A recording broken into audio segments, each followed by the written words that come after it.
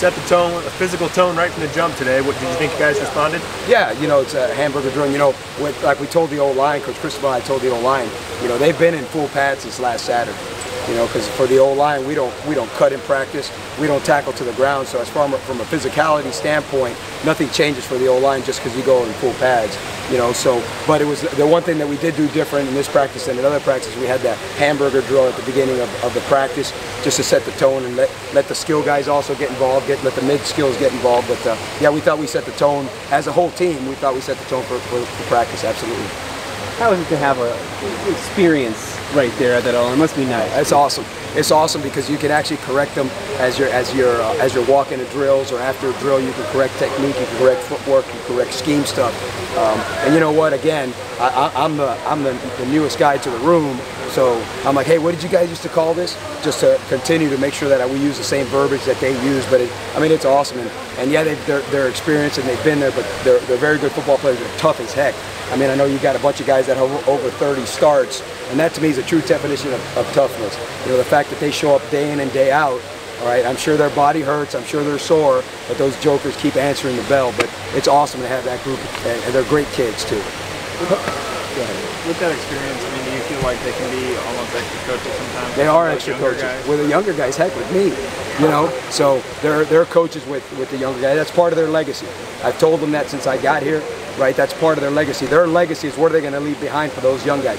Legacy to me is not championships, it's not trophies. All that stuff collects dust. It's not bowl rings. It's what do you leave behind so that 10 years from now, right, Joe Smith, who's in the O-line room, is hearing the things that Shane Lemieux left behind, that Jake Hansen left behind. I mean, we start practice today, right? We start meetings at 7:30.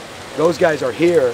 Literally, they are here at 6 o'clock, 6:05, stretching out, getting loose before we even go to meetings, you know. So that professionalism, that's what they teach those young guys.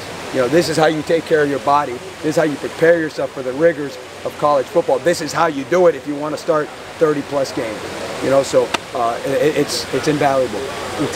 Coach on last Saturday, I think, talked about how Jake can be somewhere and Shane can be another, and they know what they're having for lunch. Absolutely. Does it translate out in the field? Oh, absolutely. There's times where they can't make calls. You know, there's times where, you know, as an offensive line, right, pre-snap, you make your calls. You know, you go banana to 25 or whatever our call is. I'm not going to say the calls, right?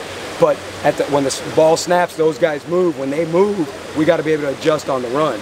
You know, and it's amazing how those guys, they've played so long together that they're able to feel each other. They know what each other thinks and stuff like that, just because they've been around each other for such a long period of time, and they actually like each other, you know, which is a good thing too. It's a good problem to have, but some of the reps guys like George and Big Steve are having, I mean, you might be in a tough spot in terms of guys are going to earn reps that may not be available. No, you know what, and what we're going to do this year, we're going to do a better job. If they earn the reps, we're going to make sure that we get them in the football game. Because at some point in time down the road, Hansen's going to be gone, Lemieux's going to be gone, Aiello's going to be gone, Throckmorton's going to be gone, and you better have guys ready that have taken those snaps. So if they earn the snaps, and you said the right thing there, they earn it. If they earn the snap, we're going to make sure we get those guys in the game in meaningful action. So you know, we'll make sure we reward them. How has George developed? I mean, he looks like a guy that has all the physical tools. But you know what? Football is a game of development. You said it there. It's a game of development, and everybody develops differently. You know, some guys develop quicker in a Penei Sewell. Some guys take a little bit longer. But as long as that development happens, that's the key. And football is a game of development. You know, and George, I will tell you this: George Moore is a 180-degree different guy right now than he was during last season. Dallas Warmack, I mean, that's not the same Dallas Warmack that was here last year. You know, he went through the fourth quarter program. Last year he was back at Alabama working to graduate, had no team, had no coach out there because he wasn't on Alabama's program anymore, right? He was there trying to graduate. Now he's here, he's got a team, he's got a strength coach, and he's in a different shape. I mean, he was fired up yesterday because he was 312.